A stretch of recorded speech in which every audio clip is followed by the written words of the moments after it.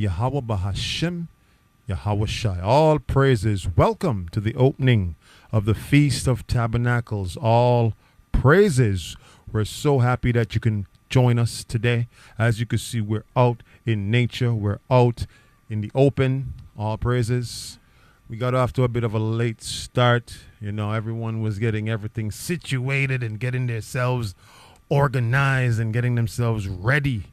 All praises. But we made it. We're safe. We're here. All praises. It's a beautiful day. Beautiful setting into the evening. All praises. We love to be out in the open. Yes, the Most High said we go out into the wilderness once a year to celebrate the Feast of Tabernacles. Yes. All right. So I want to welcome each and every one of you to the live stream, the opening of Feast of Tabernacles. We hope that you're blessed by this evening's message. And we're going to pick it up from Leviticus chapter 23 and starting at verse 33. All praises. All right. Leviticus chapter 23, starting at verse 33. And it reads, "And the Lord spake unto Moses, saying, Speak unto the children of Israel, saying, that in the 15th day of the 7th month shall the Feast of Tabernacles for 7 days unto the Lord." So we're here at the opening. We're going to be out here for 7 days. 7 days. All praises. All right.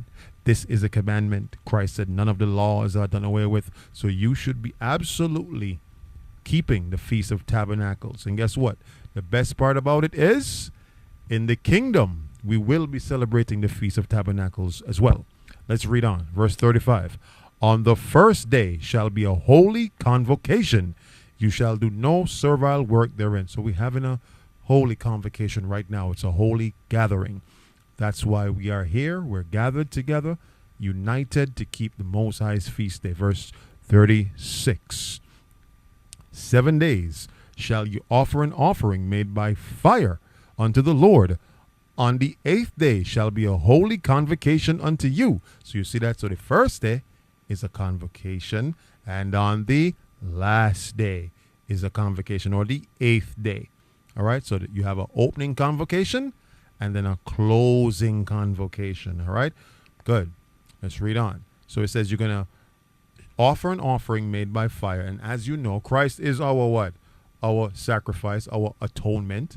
So now the scripture says when it comes to sacrifice, what you got to sacrifice now? You're the living sacrifice. You got to live your life as a living sacrifice. And trust me, man, to keep these feasts, to keep Day of Atonement, to keep Feast of Tabernacles, to keep Passover, you got to really make a sacrifice. And some of you know absolutely what I'm talking about, because to make this happen, a lot of you had to sacrifice your time, sacrifice your resources, sacrifice your finances, sacrifice everything, right? So guess what? It's a sacrifice for all of us. And we know how hard and difficult it can be. You know, when you're thinking to yourself, man, do we have everything that we need to have? Oh, and we still have to make sure we have our personal sacrifice that we're giving to the Lord. It's a sacrifice. Now, let me say this about sacrifice. Always remember this. Sacrifices are not just given because you want something in return. Remember, a sacrifice is something that you had to hurt to give. But it should be a joy to hurt to give it. It doesn't feel pleasant because you're putting something on the back burner, but what you get out of it is just knowing that you did what the Lord asked you to do. That's what you get out of it. So you're not looking for anything in return. You're not saying, well, I'm going to give a sacrifice because the Lord, he replenishes, or the Lord, he gives back. Yeah, he does give back. But that's not why you're doing it. You're doing it because it is a sacrifice. Sacrifices cost. Sacrifices, they're hard to produce. They don't come easy. They come with sweat. Sometimes they come with tears. You understand that? So when you give your sacrifice to the Lord, you give it. You don't look for anything back. You give it. You just give it because that's your reasonable service. Your life is a living sacrifice. Yes? All praises. So, that was verse 36. You shall do no servile work therein in the 8th day, on the 8th day of the convocation, on the closing convocation. Verse 37, it says, these are the feasts of the Lord, which you shall proclaim to be holy convocations, to offer an offering made by fire unto the Lord, a burnt offering and a meat offering, a sacrifice and a drink offering, everything upon his day. You understand that? So all your sacrifices. Now today, again, it's going to come in your time, your effort, your energy, your resources, right? Your finances. It's a sacrifice. You might feel like, well, I don't have it to begin with. It's a sacrifice. That's why you're giving it. It might burn you to be, oh man, I was supposed to do this, or put this on the back burner, or it's a sacrifice. And you should absolutely feel well in your soul, giving a sacrifice to the Lord and not looking for anything in return. That is where your heart's supposed to be. It's supposed to be a joy. Okay? So you got to build up yourself to that point where it's a joy to give a sacrifice to the Lord, even if it hurts, even if it pains you. But it shouldn't turn to pain. At first, when you come out from the world, it's going to be a pain, absolutely. Because you're thinking of all the things you could be doing with your time, all the things you could be doing with your resources, all the things you could be doing otherwise. It's a pain at first. But once you season into the truth, it's a joy. Everyone gets it. Good. Verse 38. Beside the Sabbaths of the Lord, and beside your gifts, and beside your vows, and beside all of your freewill offerings, which you give unto the Lord. Verse 39. Also, in the 15th day of the 7th month, when you have gathered in the fruit of your land, you shall keep a feast unto the Lord 7 days. On the first day shall be a Sabbath, and on the 8th day shall be a Sabbath. Let's read on. Verse 40. And you shall take you on the first day the boughs of the goodly trees, branches of the palm trees, and the boughs of the thick trees, and the willows of the brook, and you shall rejoice before the Lord your God 7 days. That's why we're here. That's why everyone is keeping this feast for 7 days. And I pray those of you who are looking at this at home, if you don't have the opportunity to do it now, I pray that you will eventually get that opportunity. All right. You got to get in that mode of wanting to keep the Feast of Tabernacles so that next year you prepare yourself. If you didn't get to prepare yourself this year, tell yourself, God spare life, that next year you will absolutely make it your duty to do so. All praises. All right. What verse we at? Verse 38. Sorry, verse 39. Right? Where we at? Verse 39? 40? 41? Good. And you shall keep it a feast unto the Lord 7 days in the year. So every year, 7 days, we keep the Feast of Tabernacles. And it shall be a statute forever, forever, forever, forever in your generations. See that? Forever. So the Feast of Tabernacles is not something for just back then, or it was a dated, antiquated, outdated feast day. It's something that's supposed to be kept for how long? Forever, forever, forever. Everyone gets it.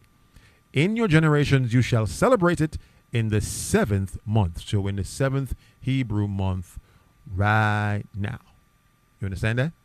Everyone gets it. Good. Verse 42. You shall dwell in booths 7 days. All that are Israelites born shall dwell in booths. Wow, look at that. If you're an Israelite, you must do it. If your forefathers are Abraham, Isaac, Jacob, you come from the 12 tribes of Israel, you must do it.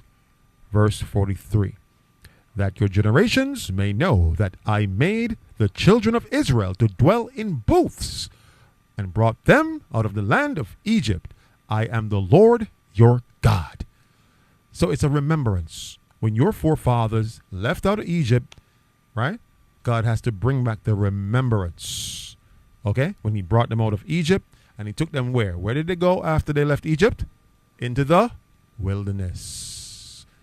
So it's a remembrance of the wilderness. It's a remembrance of what your forefathers went through. It's a remembrance that you must bring back to your memory. Let's turn over to the book of Deuteronomy chapter 8 and verse 2. Deuteronomy chapter 8 and verse 2. And it says, and thou shalt remember all the way which the Lord thy God led thee 40 years in the wilderness to humble thee and to prove thee and to know what was in thine heart. So you come to the wilderness to be proved. Again, it's called the provocation. The Lord will prove what's in your heart. He will prove if you're cut out to get the kingdom. And how will it be proved? It will be proved through your attitude, your outlook towards being out here with your people. Again, today's class is what? Long suffering with your people.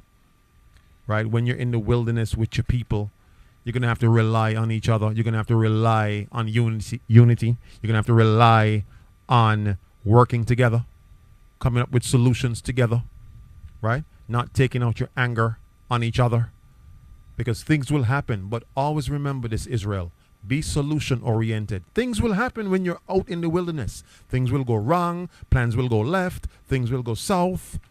But don't focus on, if you have a right spirit, don't focus on what went wrong. Focus on how we can make it right.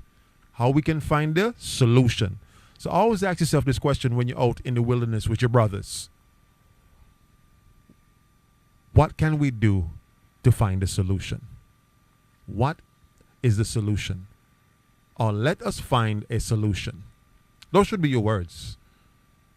Never look at the issue, because issues create murmuring. Murmuring create evil thoughts. Evil thoughts create what? Now, contention.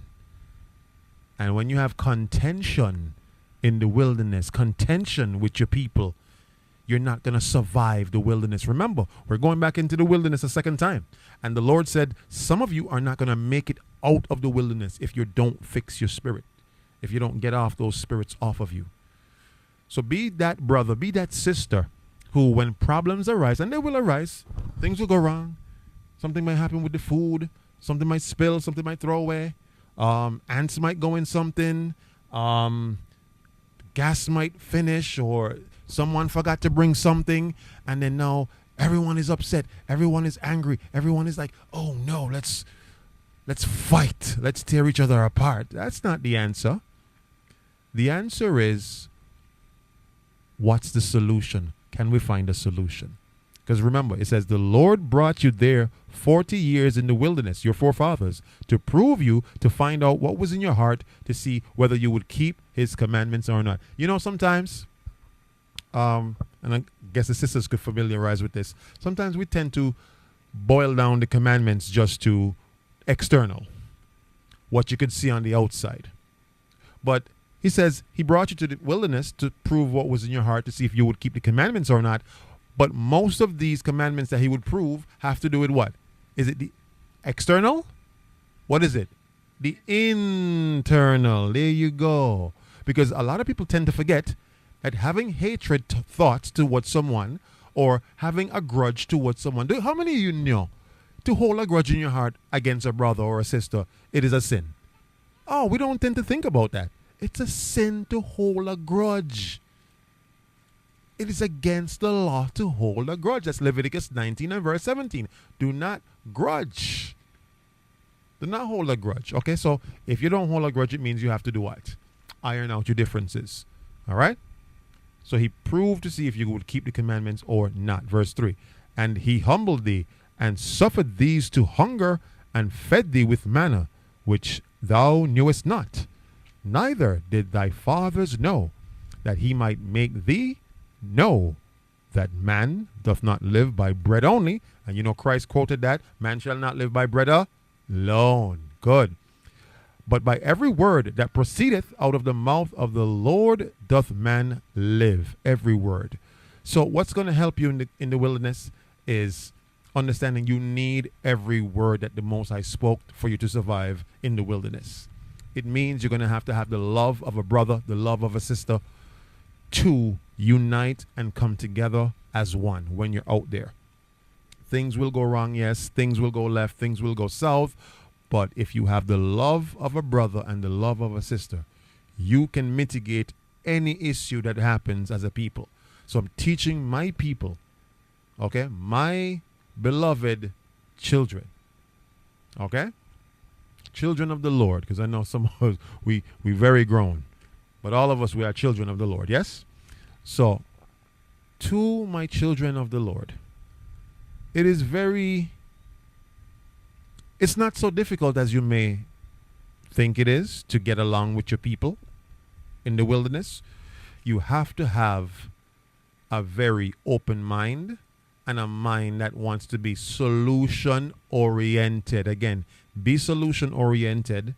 Never focus on the problem, never focus on the issue, but work together to find out what is the solution. And when you do that, you will find better relationships with your brothers in the congregation, better relationships with your sisters. So you don't focus on the negative. Okay? Sometimes brothers drop the ball on their responsibilities, things happen, things go left. Okay, let's not focus on that. Okay? Let's see what's really in our hearts. The Lord said He came here to prove us in the wilderness. Let's really see what's in our hearts. Let's see if we're a workable, teachable, right, people that's willing to just correct situations. Yes? All praises. Good. So verse 4, Deuteronomy 8 and verse 4. The raiment waxed not old upon thee, neither did thy foot swell these 40 years. So the Lord provided for you out there when your forefathers were out there. Your clothes grew on your back, your shoes grew on your feet. It was absolutely nothing like you've ever seen before. He provided manna from the heavens that fell down that would taste like anything you ever wanted it to. So you were able to be content. Again, you had enough to be content. And that's what you have to tell yourself. Here, I'm pretty sure we have more than what our forefathers had. Correct? You have different things available to you, different accoutrements, different amenities. And it's more available in abundance today than it was back then. Everyone can agree. So if we have more than what our forefathers had, and they had the manna from the sky, their clothes grew on their backs, their shoes grew on their feet, and they were supposed to be content. But they weren't. They started murmuring, they started gossiping, they started speaking evil words against Aaron and Moses. They wanted to go back to Egypt because it proved what was inside of their hearts. Just like the Lord has to prove what's inside of your heart when you're out here. Everyone gets it. But now, for yourself, what will help you is to make sure that you have a pure spirit, that you really want to unite with your people the right way. Okay? Not being contentious, not argument. And you know what I love about this year's tabernacle? Guess what I love about this year's tabernacle? Each and every one who made it out, these are people who they love their people. These are people who, when it comes to being solution oriented, y'all sitting right there. These are the persons inside the TOC who absolutely made sure that they was going to make it to Tabernacles.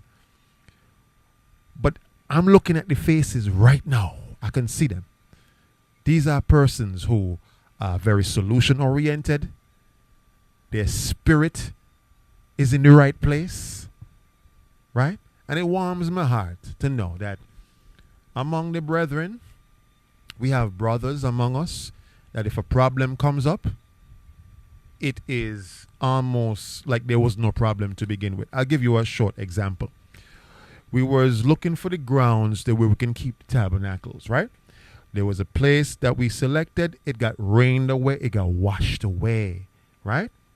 And we had two brothers that came up with solutions in the nick of time, just like boom, right? Now,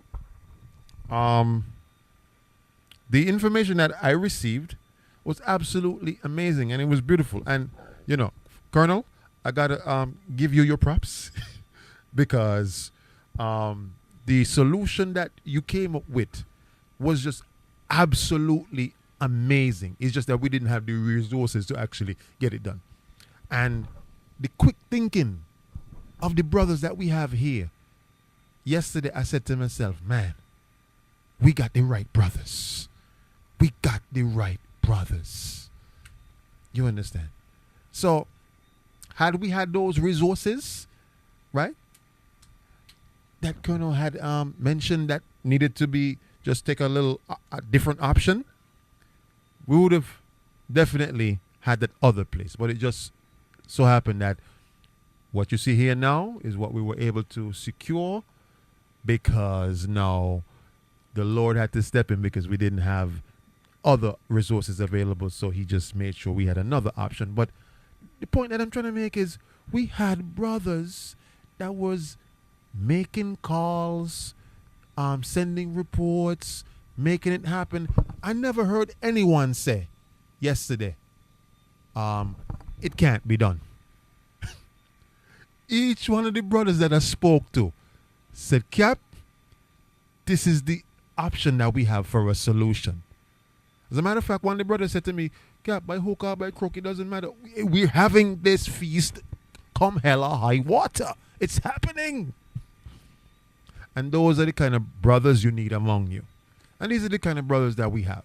So this is what I want you guys to give yourself a round of applause. The brothers who are here right now, give yourselves a round of applause because you deserve it. You absolutely deserve it. And all the credit that is due unto you, it is due unto you. All right?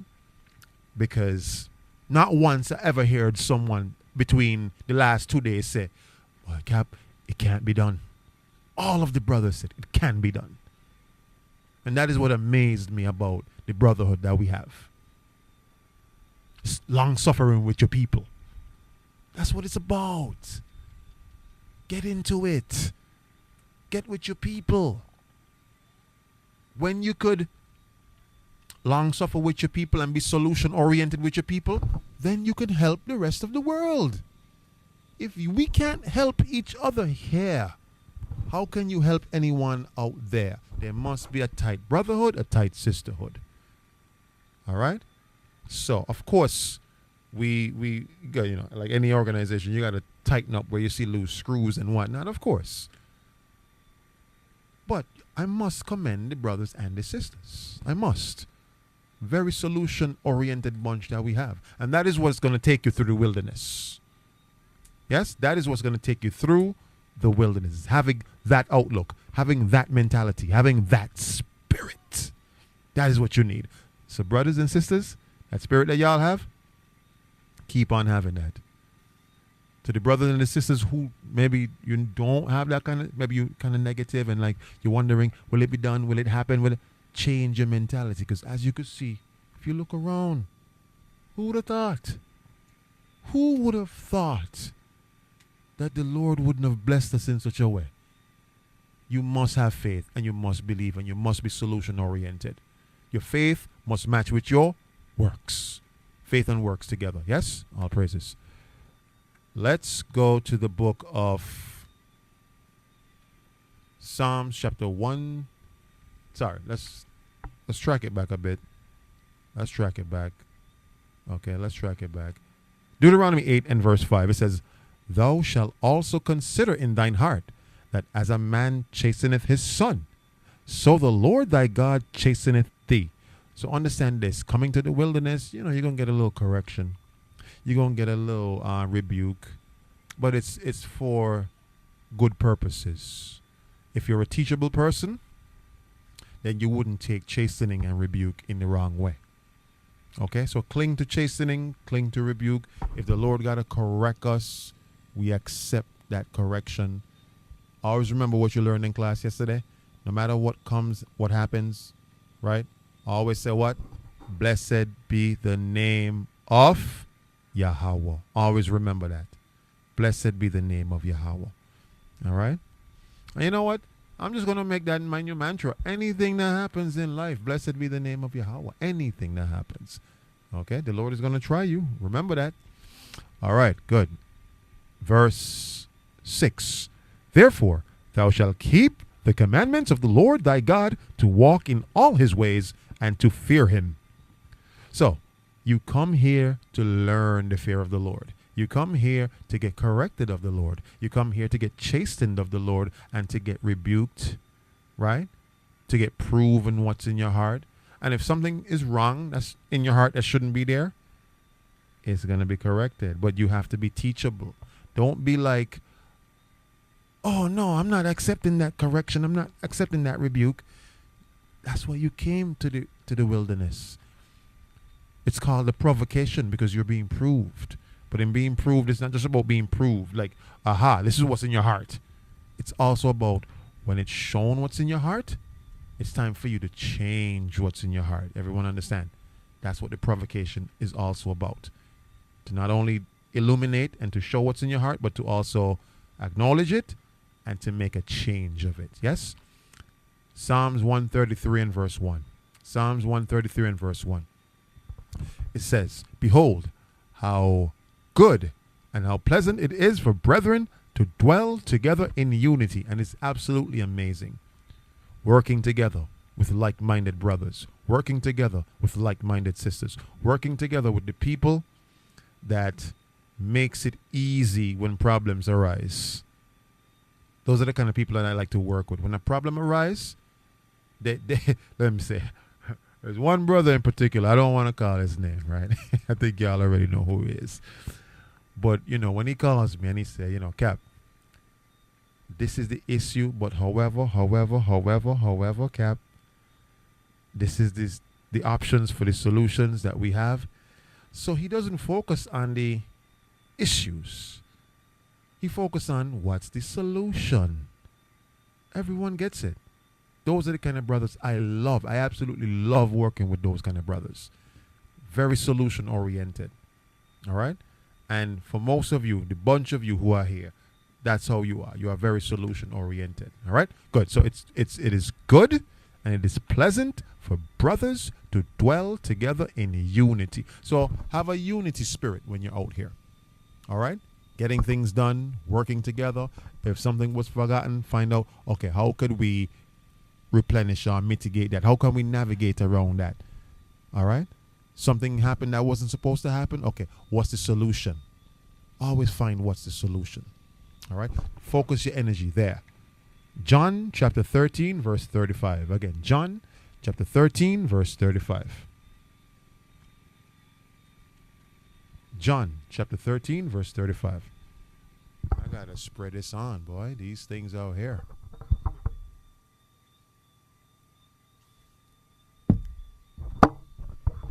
When you're out in the wilderness, it's you never know what's going to befall you. Yes, come prepared.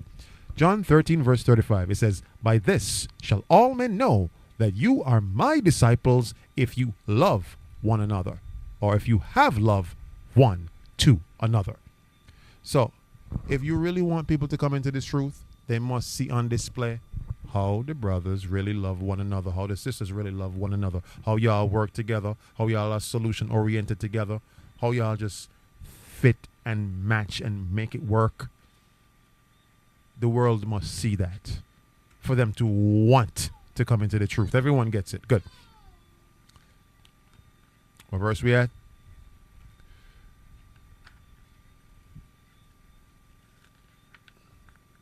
Good. 1 John 5 and verse 2. Again, 1 John 5 and verse 2. By this we know that we love the children of God when we love God and keep his commandments. So let me break this down really quickly. When you keep God's commandments, it proves there's commandments in there that absolutely make it possible for you to show your love. Don't you love how the Lord made it so that there's certain commandments in there that makes you have to be a certain way with your brother, be a certain way with your sister, that shows your love. Because remember, love is the action word, yes? Love is not words. Love is actions. And it says, by this we know that we love the children of God. But it says, when we love God and keep his commandments. So there's commandments in there that I can't hold a grudge against a brother. You can't hold a grudge against a sister. You can't hold a grudge one to another. Because when you let go of grudges, you're forced to love one another. You can't hate a brother or hate a sister. You're forced to love a brother. You're forced to love a sister. You understand that? So, keep that in mind when you're at Tabernacles. You must show love. Don't just say, brother, I love you. Or my sister, I love you. Show it. Are you giving a helping hand? Are you assisting? Are you being a solution-oriented person? Are you holding a grudge? Are you holding things on the inside of yourself? You got to show your love. You can't be showing hate. That's showing hate when you're going to hold a grudge and you're showing a cold shoulder. Brother call you, hey brother, you could help me with, and you turn your back. No, brother, I got to deal with my own things. Even though the scripture says, looking well towards the things of everyone else and not just the things of our own. You turn your back. No, I got my own things to deal with. That ain't what the scriptures say. The scriptures say, look well towards the things of others, right? And not just the things of your own. You got to make sure if there's women and children around, you got to make sure they're good. If you got older sisters, you got to make sure you help them set up their tents. You help them carry, heavy loads across from one end of the wilderness to one other end of the wilderness. For the brothers who are strong, if you have older men, help them. To the younger brothers who are young and strapped in, you got to help them. We're here to help each other. Because, remember, we all have our strong points. You may have an older man, he has lost his strength, but he's strong in what? Wisdom. So you might not be able to, as a young man, have the wisdom that he has, but he could sit you down and teach you some things. He may not have the strength like you, right? But you don't have the wisdom like him. So it goes hand in hand. You need each other. You need the young strength, and you need the what? The old wisdom. You don't need one without the other. Both go together. So young men, understand, you do need the old wise men and their wisdom. And the old men already, they know. They need the young, strong, strapped-in strength of the young men. That's why they ask, hey, my brother, you could move that to go over there. Sometimes young brothers, they get kind of like, oh, man, I don't want to do that. I don't want to. That's what you're here for. The Lord says he called the young men because they're strong. It says that in the Bible. He's called you young men because you're strong. So do all you can do in your youth. Okay, because when you get older, there's things that you will not be able to do. And you're going to wish that you didn't waste your time. Okay, because everyone has that line in between the dash. 19 whenever you're born till 2000 whenever you died. There's a dash in between. Okay, so when you're young, do all that you can for the Lord. Be strong. Do things for the Lord. Give all your sacrifice for the Lord. Because when you get up there in age, you're going to think back to yourself, man, where did the time go? I remember when I was 20 or 30 or 40 or 50. Now, if the Lord allows you to live to see 80 or 90, you're going to think to yourself, wow, that time went by fast. So young men, do that. Help the older sisters, help the older men. That's what you're here for. You're here to work. Everyone gets it. Right. Good. Because when you get to that age, there are going to be younger men coming after you, and hopefully they're in the right spirit asking, what can I do for you? What can I help you with? What can I assist you with? That's the example that you left for them. So leave that example by being that now. Be that now so that you leave a legacy. You leave a long legacy of younger brothers who have the spirit, who want to assist. Especially when it comes to being in the wilderness. Yes? All praises. Let's get Colossians 3, verse 12. Colossians 3, verse 12. Colossians chapter 3, verse 12. It says, put on, therefore, the elect of God, holy and beloved, bowels of mercies, kindness, humbleness, of kind meekness, long-suffering. Ooh. Long-suffering. Let's read on. Forbearing one another and forgiving one another, if any man have a quarrel against any, even as Christ forgave you, so also do ye. This is the spirit for in the wilderness. It says here, right? Mercies. Be merciful. Don't always like ready to argue when you're out in the wilderness, or no matter where you are for that matter. Something gone left, you're ready to rawr. You're ready to tear off somebody's head. Nah, brother, you were supposed to know. You ain't supposed to do that. We out here in the wilderness. You should know better. Have mercy. The brother might have had a lot going on. The brother might have genuinely forgot. A sister may have, run behind schedule. Things didn't go as planned. Have mercy. Okay? Have mercy. It says kindness, humbleness, right? Humbleness of mind. So be kind. Always ask, is there anything I could assist a brother with? Is there anything I could assist a brother with? Be kind on that level. All right? Humbleness of mind, meaning that if correction comes your way while in the wilderness, take it with grace. Don't be puffed up. Don't be arrogant. When you get correction, say, blessed be the name of Yahweh. Always remember that. Any correction comes your way, blessed be the name of Yahweh. Say thank you, and blessed be the name of Yahweh. Our praises. Now it says, forbearing one another. You know what that means? Sometimes people may do things that get you upset. You understand that, Brother Daniel? They may get you angry, or you might be thinking to yourself, well, that brother was inconsiderate, or that sister was inconsiderate. How she take my thing that I bring from home and put it over there under the wet tree? Y'all don't know how to take care of people's things. This is my last tabernacles that I'm coming to. You can't be like that. It says forbearing one another, meaning that be understanding and then long suffer with your people. Meaning that, oh, you put my thing under the tree, under the wet tree? Oh, why? What happened? How come? Oh, I'm sorry, sis. I didn't realize that. I'm totally. My mind was elsewhere. I was moving a lot of things, and I put this over there. And then you come back and you reconcile. That's Matthew 18. When you have a problem one to another, you hash it out.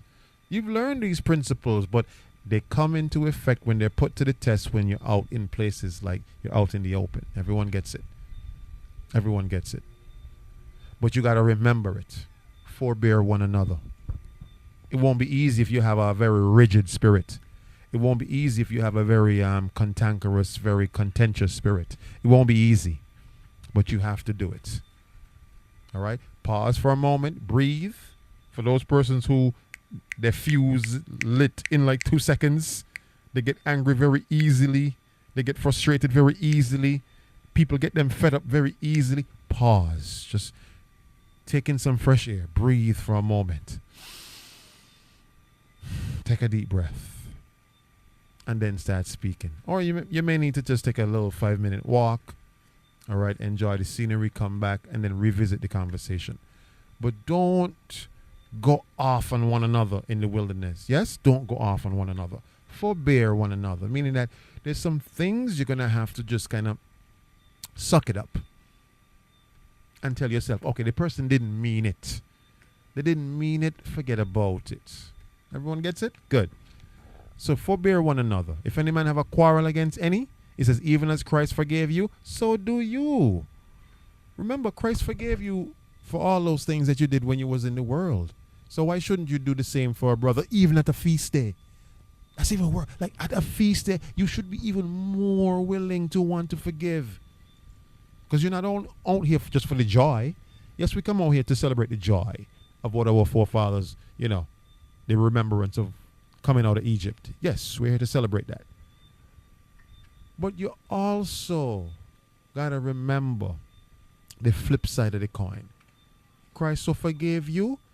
If a brother tick you off or a sister ticks you off, don't be so quick to just want to throw in the towel on them. Oh, I'm done with you.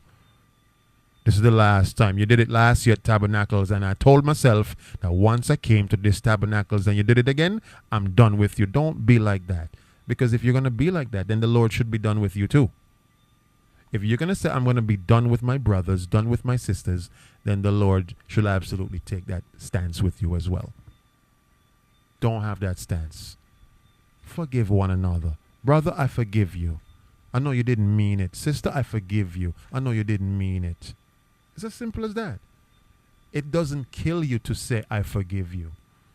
And don't always wait for the person to come and say, I'm sorry. You might not have been the one to have been wrong. They might have been wrong. But Christ said, blessed are the what? Peacemakers. So sometimes you got to do what? My brother, I forgive you. I forgive you. Okay? Good. Let's get Psalms 34 and verse 11. Psalms 34 verse 11. Now it says, come, you children, hearken unto me. I will teach you the fear of the Lord. I will teach you the fear. You need this? Oh, sorry. I thought you needed this. Come, let me teach you the fear of the Lord. So understand this. When it comes to the fear of the Lord, you got to understand. You're here to learn it as well. And if you do fear the Lord, if someone ticks you off in the provocation, what should you do, Brother Daniel? If someone upsets you, they make you feel unappreciated, what should you do in the provocation? The Lord sent you out here to see what's in your heart. What should you do to a person who, they rub you the wrong way? What should you do? We just read it in the verse before. Christ said to do what? Forgive them. Because Christ forgave you. Absolutely. Forgive them. And you should forgive them even more because you're at a feast day. Absolutely. Good. Come, let me teach you the fear of the Lord, right? So the fear of the Lord will absolutely move you. It would move you to forgive brothers, move you to forgive sisters, move you to not get so ticked off so easily, move you to be solution oriented. It would move you to be that way if you have the fear of the Lord on you, all right? The book of Sirach, chapter 28, verse 5. Sirach 28, verse 5, or Ecclesiasticus, chapter 28, verse 5 in the King James Bible, chapter 28, verse 5. It says, if he, that is, but flesh, nourish hatred, who will entreat for the pardon of his sins. So understand this. When it comes to those who allow hatred to consume their spirit, you're not going to get pardoned for that. Because we tend to think commandments are just external. When it comes to you getting your sins pardoned that are internal, meaning what? You have allowed hatred. Mind you, hatred, people don't tend to think about hatred when it comes to, do you keep the commandments? People don't tend to think about hatred, right? What's some of the commandments? Let me ask this sister right here. Sister Zora. Usually when people say, you keep the commandments, what's some of the first ones people start to call out or list? Fringes. Not eating pork. That's a big one. Not eating pork. What else? Keeping the Sabbath. But those internal commandments, like hatred, you will not get your sins pardoned for that. All right? So it says, who will entreat for pardon of his sins? The one who is overcome by hatred. Verse 6, it says, remember thy end and let enmity cease. So you got to let hatred cease. Remember your end, meaning the end of someone who allowed hatred to consume them is not going to be a pretty end. All right? They're going to be judged and they will not enter the kingdom. Good. It says, remember corruption and death and abide in the commandments. So again, I can't stress it enough. A big part of the commandments is the internal work that you have to do. Putting away hatred, putting away enmity, putting away bearing grudges against one another. All right? Do not bear grudges against one another. All right? Do not gossip. That builds hatred as well. Okay? Good. Let's read on. Now it says, verse 7. It says, remember the commandments and bear no malice to thy neighbor. Remember the covenant of the highest and wink at ignorance. Now, who knows what it means to wink at ignorance? It means there's some things you're going to have to brush it off and let it go. Right? You're going to have to just brush it off and let it go. There's some people who cannot let things go.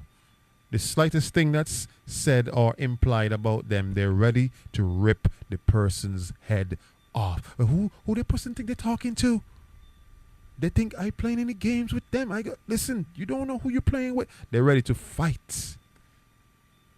And guess what? Most times when a person has that type of spirit, the other person did not even know that they offended them. They didn't know. It was all in your head, thinking that this person set out to offend you. They set out to, be condescending towards you, right? It was in your head. You made it up. Because if you go and speak to the person, they would say, oh, I'm sorry. I didn't realize that I was being that way towards you, making that comment about your shoes. You might have had past trauma that you're dealing with, and you kind of projected that. And so you thought the person was really being condescending towards you. But it says here to wink at ignorance, meaning that some things you're going to just have to wink at. Right? What does it mean to wink at? Brush it off. Don't hold on to it. Right? You know what I love about older folks? Most older folks. Ain't every older folks like that. Most older folks are alive long enough to know, right? Most trivial things don't matter. You know why most older folks have that outlook? Because they've lived life long enough to know that life is too short to hold on to small, little, insignificant things. Life is too short. Young people, they tend to think like because they're young, every little thing that bothers them, they want to go and start a ruckus. Older people don't have the time to bother with most of that stuff. Why? Because they know time is of the essence, life is short, and guess what? They know they must have a little time left to serve the Most High Yahweh. So older persons are very good at winking at ignorance. Oh yes, absolutely. And if you want to know about winking at ignorance, talk to the colonel. Perfect example. Like his spirit is one whereby, and I don't know, you have to correct me if I'm wrong, Colonel. Did you build up that resilience in the military? Because that thing whereby nothing sticks to the shoulders. It's just like doesn't bother, it doesn't affect your livelihood, it just slides off. Most young people need to learn that. So to the young men that are here in TOC, you want to master this verse, Ecclesiasticus 28 and verse 7, you speak to the colonel. He will show you.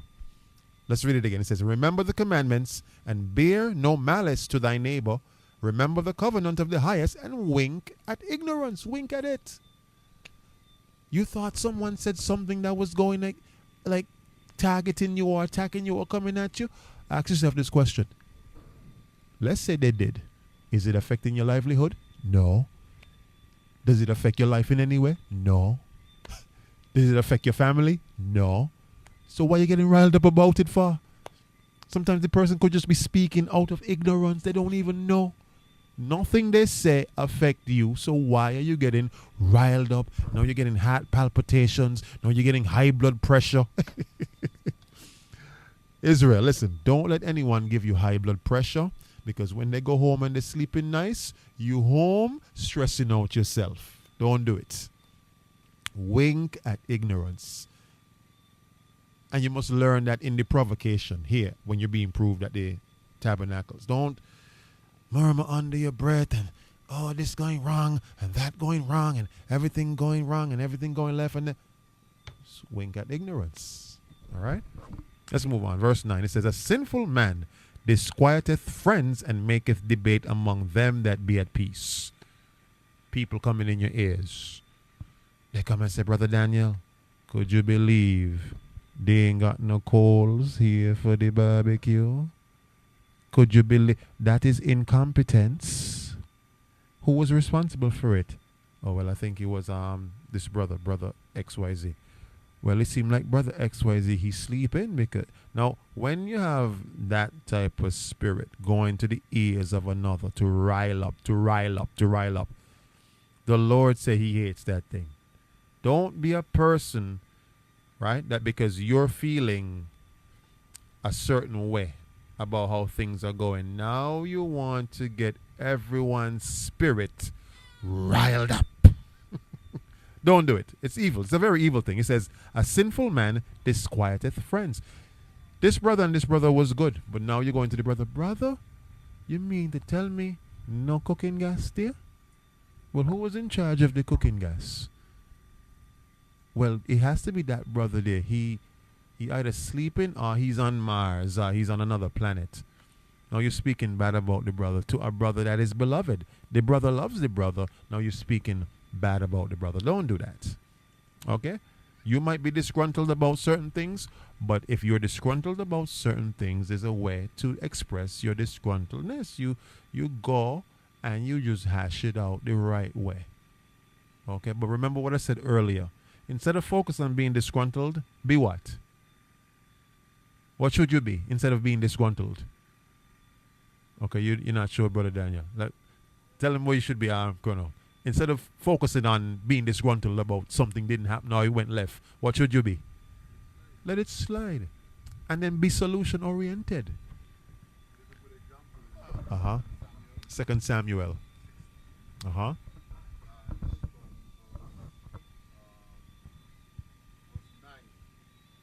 2 Samuel chapter 16 and verse 9.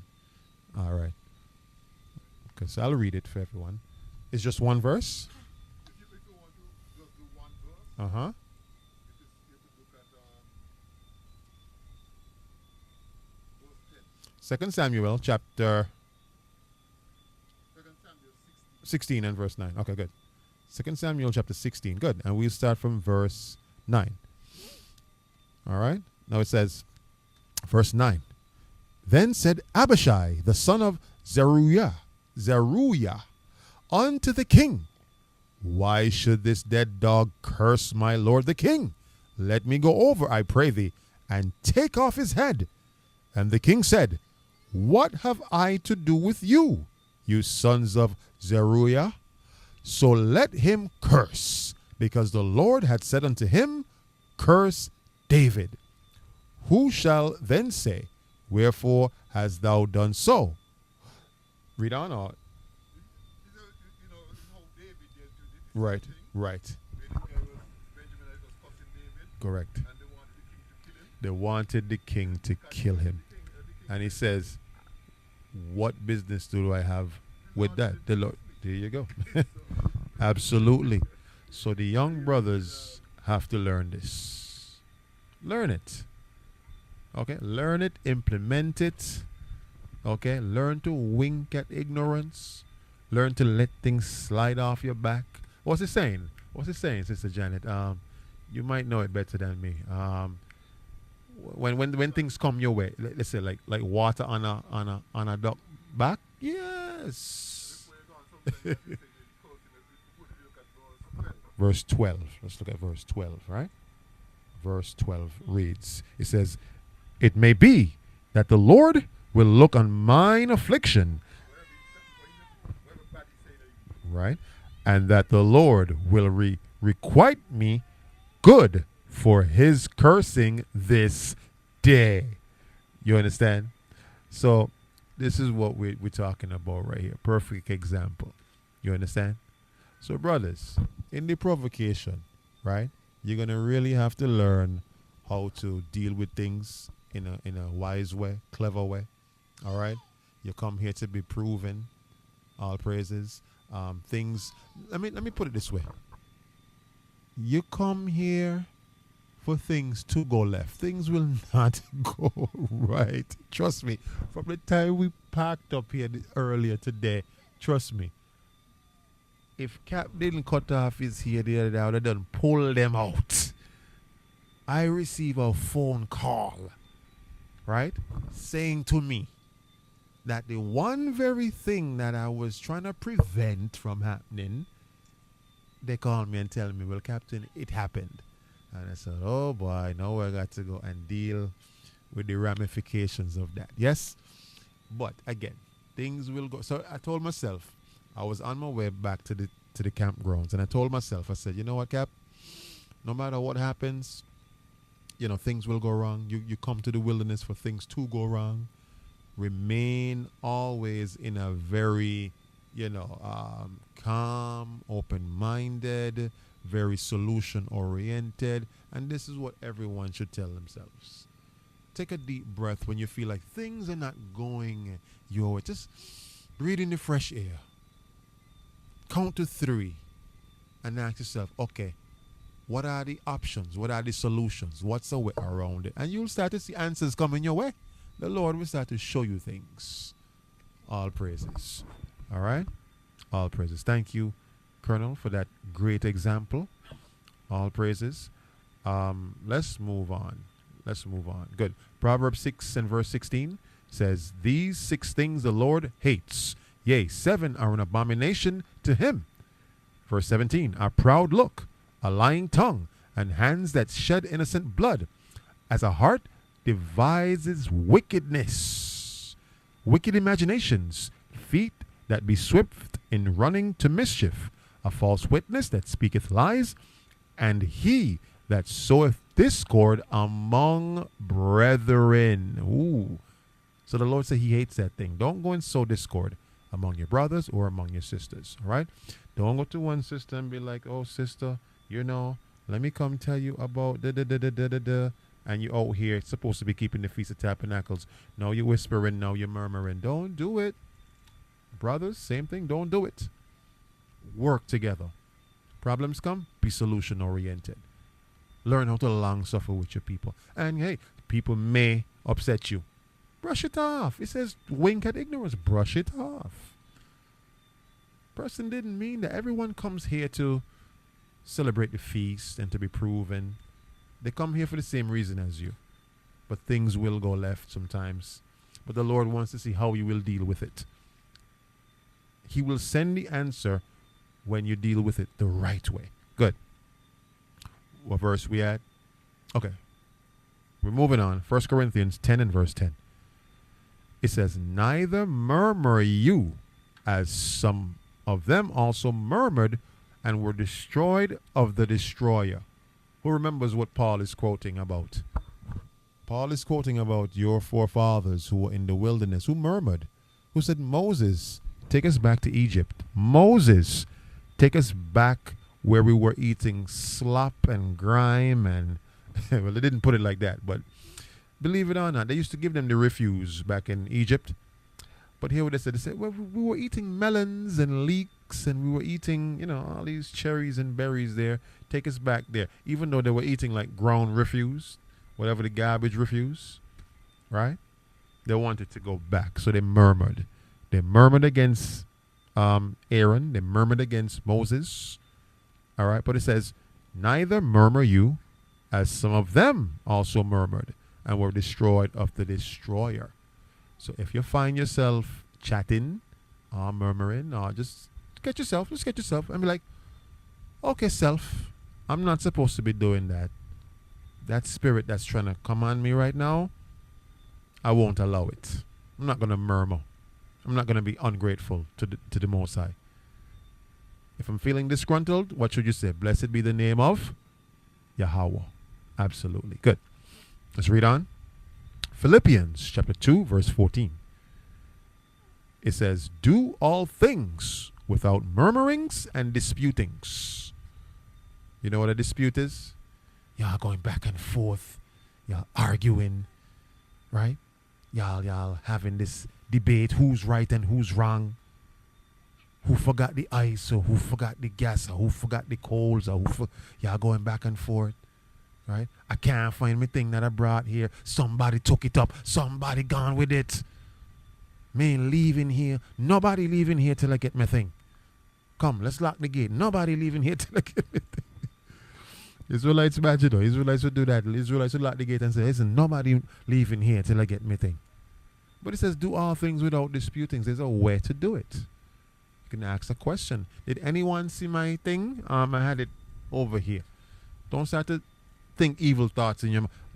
These people are wicked, see? They know the same thing and they just walk over it or kick it over there, or y'all don't know how to care for people things. And that's why I said this is my last tabernacles ever. Don't do that. The Lord had many chances with you. It says to long suffer with your people. Okay? Do all things without murmurings. Don't murmur. Don't murmur. All right? Don't murmur. Don't dispute. The spirit that is evil, that wants you to do that, you got to resist it. Remember, you just came out of day of what? Day of atonement. You can't come out of day of atonement. Now you throwing words on other people. As I said, only in seconds, you're throwing wood. You just come out of day of atonement. Now you're throwing wood. It might as well you had just eaten on your day of fasting. Right? Don't do that, Israel. All right? It is not very becoming. You out here in the wilderness and you are throwing hands or throwing words. Don't do that.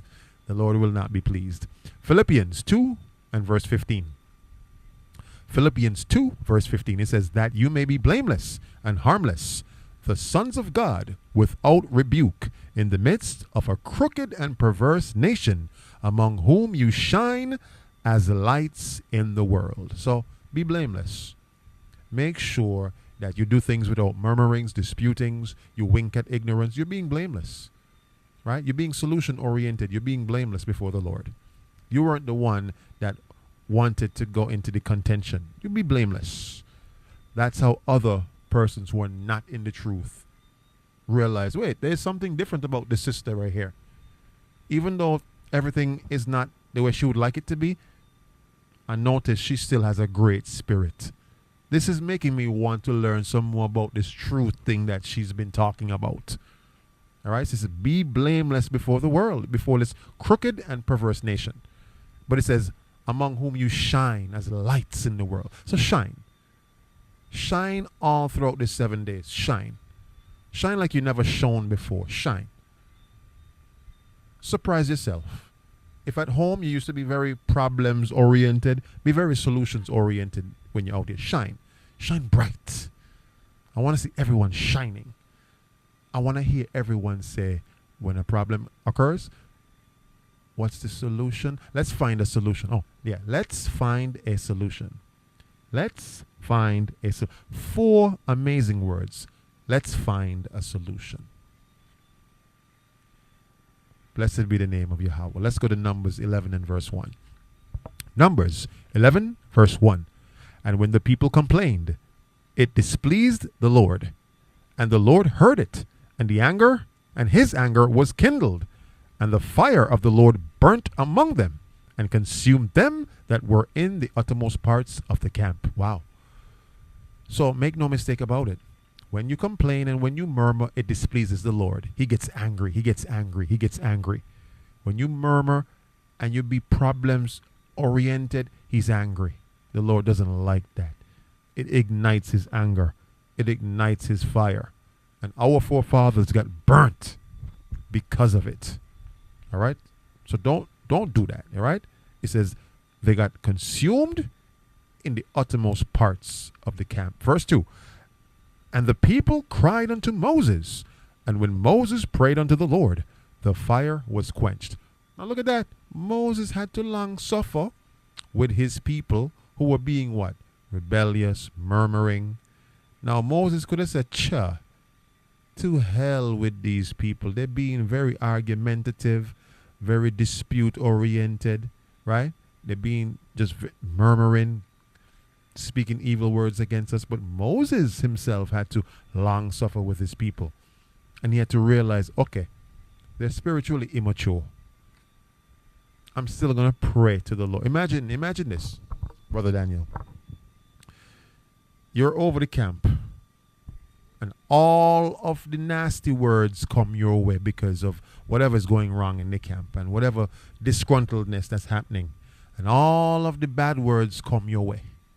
And you still have to go to the Lord and say to the Lord, Lord, forgive them.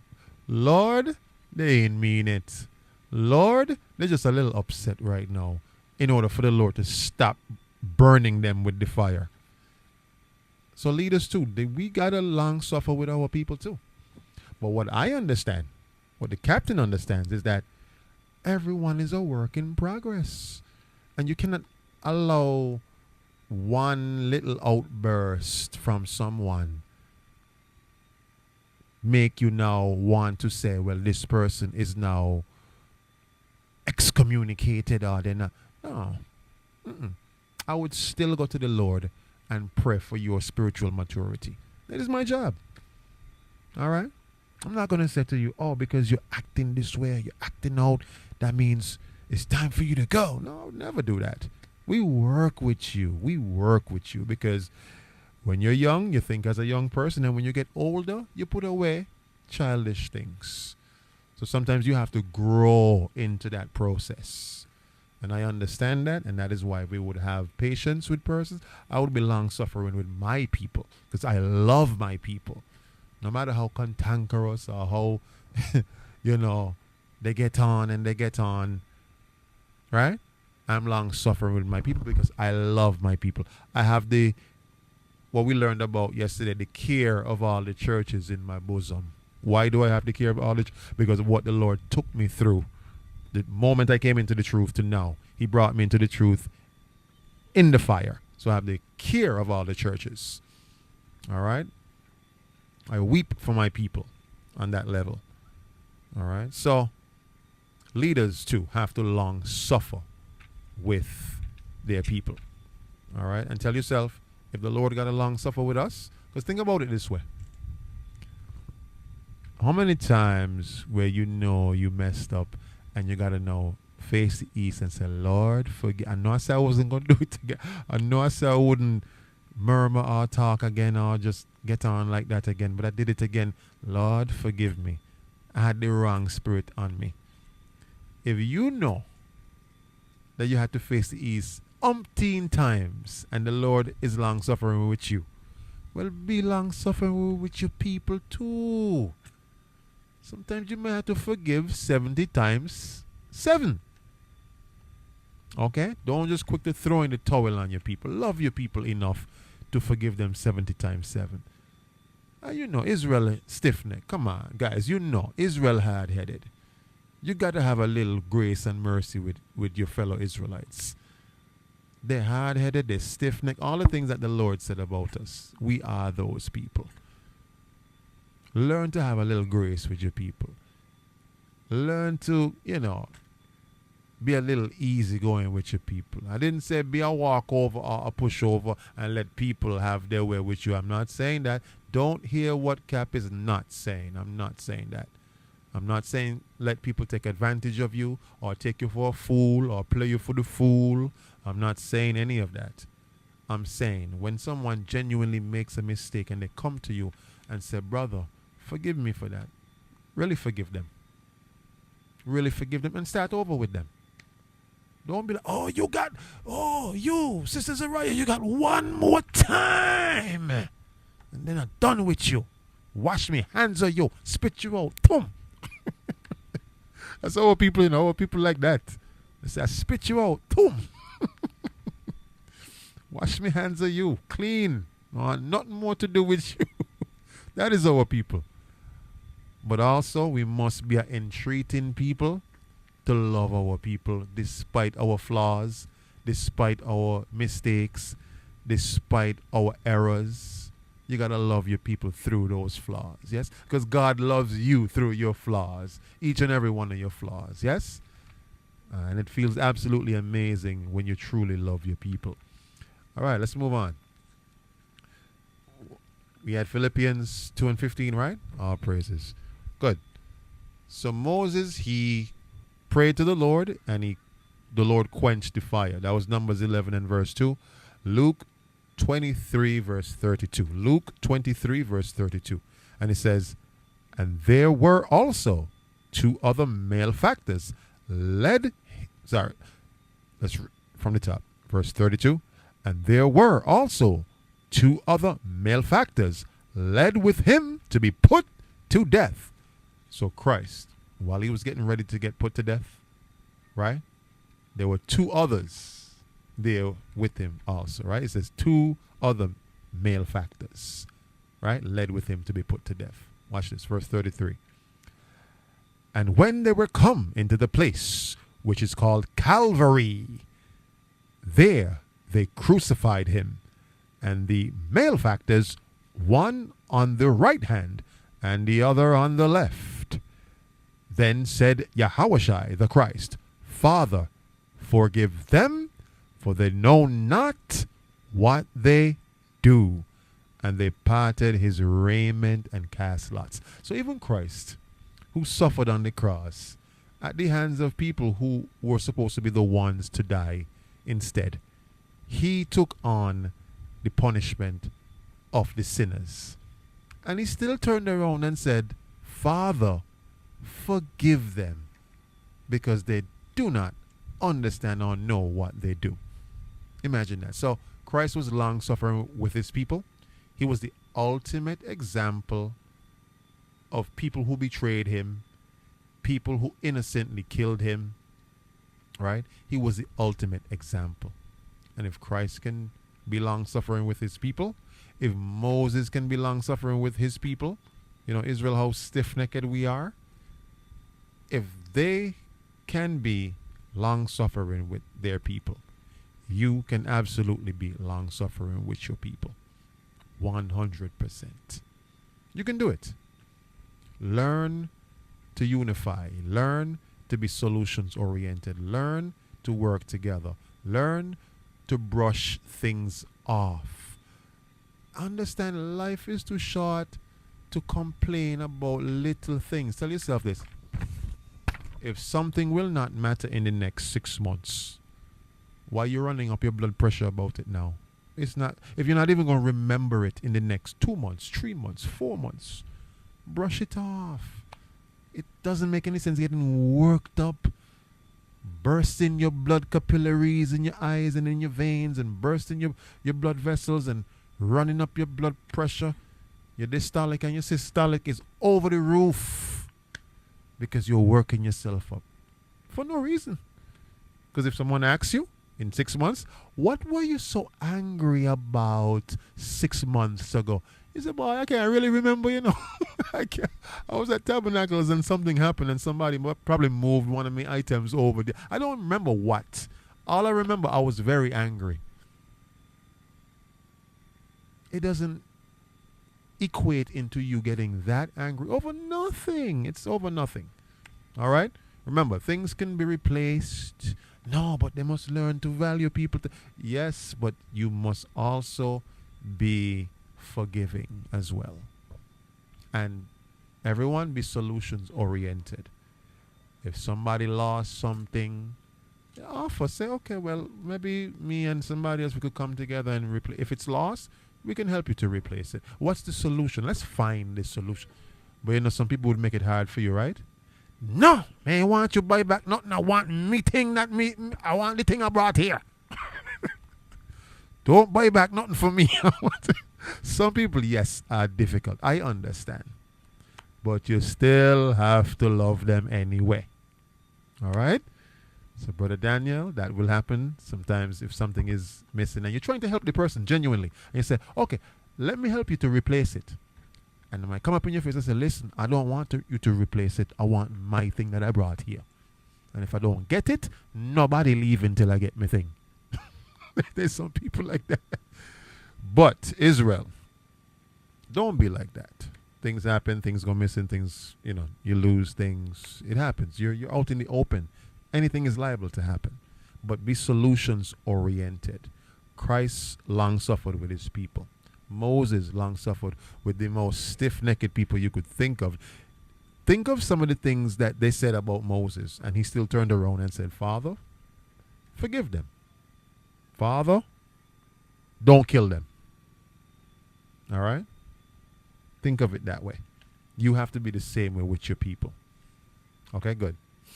Ezekiel 20, verse 33. Ezekiel 20, verse 33. It says, As I live, saith the Lord God, surely with a mighty hand, and with a stretched out arm, and with fury poured out, will I rule over you, and I will bring you from the people, and will gather you out of the countries where you are scattered, with a mighty hand, and with a stretched out arm, and with fury poured out. So this shows you, Israel, we're going back into the wilderness a second time, according to the prophecy. So that means going to the Feast of Tabernacles is really what for you? Is really what? If we're going to the wilderness a second time, okay, to prepare. But what would you call that? What's a preparation? Give me a word. Give me a synonymous word or a synonym. So preparation is one word. Let me get a synonym. Okay, I like that word. Practice. I like that. Somebody give me another word. Oh, I love that word. The book of Judges chapter 5 says, we rehearse the righteous acts. So every year, you come to the wilderness to practice, to rehearse, to make preparation, because you're going where? Where are you going? You're going to the wilderness a second time. Everyone gets it? Good. So it says, he's going to bring us from among the people. What does that mean? Bring us from among the people. Wherever you got scattered, whether you were in China, North America, South America, the Caribbean islands, wherever your forefathers got scattered and they multiplied, he is going to deliver you from there. So wherever you are right now, you're watching this live, wherever you're scattered, you're supposed to be rehearsing the righteous acts where you are, keeping the Feast of Tabernacles where you are, because we're doing it here, and so should you. All right, big ups to TOC Guyana one time. I know them brothers out there. Hey, let me tell you something about them brothers. Them brothers out there ain't with no tent from Walmart. Them brothers out there making tents out of trees. You're going to see the pictures coming through. All praises. Them brothers did an amazing job last year. All praises. Let's read on. Verse 35. And I will bring you into the wilderness of the people, and there I will plead with you face to face. So what does that mean? He's going to plead with us face to face. We're going to be taught the laws all over again. Everyone will be keeping the new moon the same time, the feast days the same time. Christ will now teach each and every one of us what we should know and how we should know it. Now in that time, you will not be able to tell Christ, well, Christ, back at my last school, we used to do things like this, you know. Christ is going to say to you, well, he won't even say anything to you. He'll just be off with your head. You do not go against Christ. And that is why the men, you learn how to be in order by whoever the Lord set over you.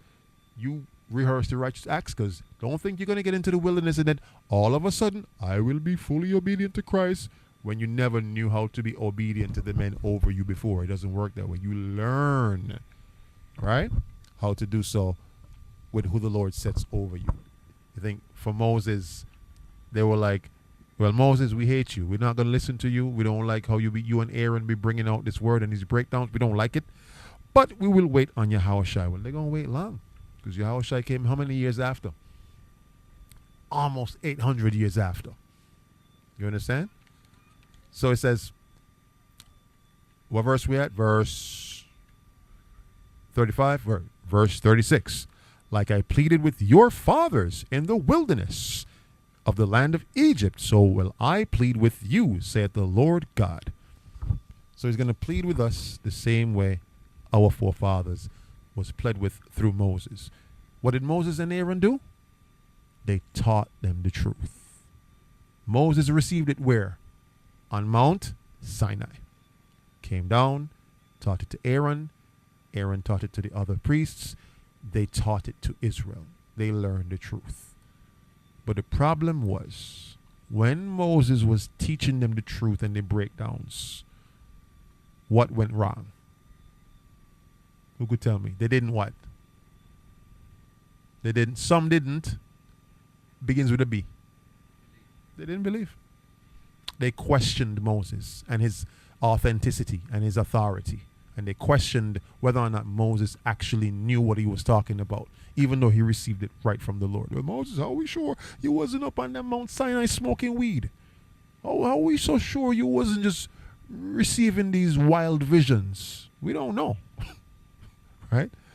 So, but the thing is, when Christ proves us in the wilderness the second time, and you're receiving the breakdowns from Christ, persons will also do what?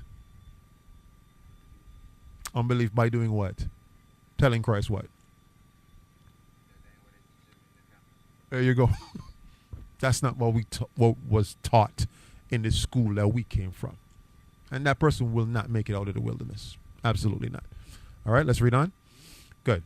Verse 37, I will cause you to pass under the rod, and I will bring you into the bond of the covenant. Who could tell me what this is talking about? It's talking about the new covenant. So are we in the new covenant yet? Not yet. It has, the process has begun, but we're not there yet. Verse 37 says, I will bring you into the bond of the covenant. Bring you. So you got to make it to the second wilderness to be brought into the bond of the new covenant. You're not there yet. All right? Good. Verse 38. And I will purge out from among you the rebels and them that transgress against me, and I will bring them forth out of the country where they sojourn, and they shall not enter into the land of Israel, and you shall know that I am the Lord. So it says right here, some person's not going to make it out of the second wilderness, according to this prophecy. They're going to be brought there to be proved, and whatever was proved, the hatred that was in their heart, the grudge that they were holding on to, they didn't purge it out. So they got purged out. So before you go into the second wilderness, learn how to purge out what should not be in your spirit, what should not be in your heart now. Where should you do that? Right here at the Feast of Tabernacles. Y'all said it earlier. This is just a what? Begins with, there you go, rehearsal. This is just a rehearsal. So learn to do it now so that you're not one of those in the new wilderness that's coming who's going to be wondering, will I make it out? What verse we had? Verse 38, verse 30. Okay, good. Let's go to James 5 and verse 7. James 5 and verse 7. And it says, be patient, therefore, brethren, unto the coming of the Lord. Behold, the husbandman waiteth for the precious fruit of the earth, and hath long patience for it, until he receive the early and latter rain. So, brothers, sisters, you're here to also learn patience in the wilderness. You're here to also learn how to be long-suffering. And when I say be patient, really be patient with your people. Really learn how to exercise patience with your brother. Exercise patience with your sister. All right? Because that patience with your brother and your sister is teaching you how to wait on who? There you go. Wait on Christ. And do you know, back in the days of the prophets, men used to cry, wondering when will the Savior that was mentioned in the prophecies, when will he come? The book of Isaiah mentions it, and we have not seen him yet. These feast days, like in the wilderness, it teaches you to do what? Be patient on the Most High. Be patient on Christ. He's coming, but you got to be patient. He'll be here, but you got to be patient. The prophecies will unfold, but you have to be patient. Be patient. But while you're being patient, it doesn't mean just sit around and twiddle your thumbs. While you're being patient, you're learning how to be what with your people? Long-suffering with your people. Forgiving with your people. You're learning all of that. Tabernacles is the perfect place to learn all of that. Like I mentioned earlier in the class, things will go left, things will go south, things will go wrong, but be solution-oriented, be forgiving, be merciful, and learn to wink at ignorance. Forgive your brothers, forgive your sisters. And do so quickly, like you're at the feast anyway. So that's the spirit you should be in. All right? Verse 9. Grudge not one against another, brethren, lest you be condemned. Ooh. How many of you know that holding a grudge and not letting go of that grudge would lead you to condemnation? But many people don't talk about that much or often. They thought it's just about fringes and the Sabbath and not eating pork. But if you hold a grudge, now who knows what a grudge is? Someone wronged you, and it pricks you in your heart, and it's there. It's there. You didn't address it. It's there. You're holding a grudge. The person wrong, or somebody didn't treat you fairly.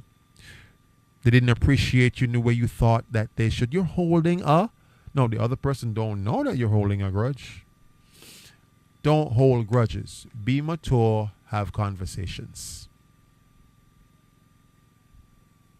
Can we do that? Don't hold grudges. It will lead you to condemnation. I don't want any of you to be led to condemnation. So the moment you feel pricked in your heart by something that you either felt underappreciated, not valued, you felt like someone wronged you, you felt like someone either did or said something that was not in line with your views or your morals or your standards, whatever it is, it's subjective to the person. Everyone has their own things that they have, hiccups about. But the moment you feel that prick in your heart, do what? Go to the person. Matthew 18, that thing. Immediately. Never hold a grudge. And never say, I'm just going to let it go. It won't. It will fester. And it will show in your actions when the person come around. You start clenching your teeth a little bit tighter. You start having a cold shoulder towards the person. Or you just try to mask it or hide it.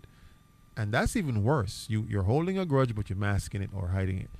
You're going to be led to condemnation. Let's read it again. It says, be patient, therefore, brethren, unto the coming of the Lord. Behold, sorry, was it this one? No, good. James 5 and verse 9.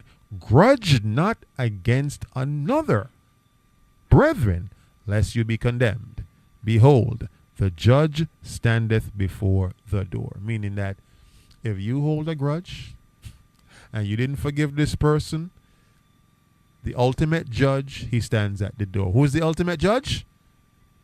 The Lord. And he has also promised, as sure as he lives, that if you do not forgive your brother or your sister, then surely he cannot forgive you. The judge stands at the door. He's right there, looking to see what you're going to do. He's right there, looking to see if you're going to hold on to that grudge. He's right there to see if you're going to forgive your brother or forgive your sister. Are you going to be solution-oriented, or are you going to focus on the problem? All right? Verse 10. Take, my brethren, the prophets who have spoken in the name of the Lord for an example of suffering, affliction, and of patience. So remember, the prophets that came before you, Isaiah, Jeremiah, they were all wondering, when will Yahushua come? They were writing prophecies about this coming Savior, but they didn't know, who is he? When is he coming? What's the sign of him coming? They didn't know. We are too looking for the second coming of Yahushua. He's closer in coming to, in this time than he was back then. But while you're waiting for him to come back, forgive somebody if you can. While you're waiting for him to come back, be entreating of your brother or your sister. While you're waiting for him to come back, let go of every grudge that you ever held on to before in the past. Just let it go.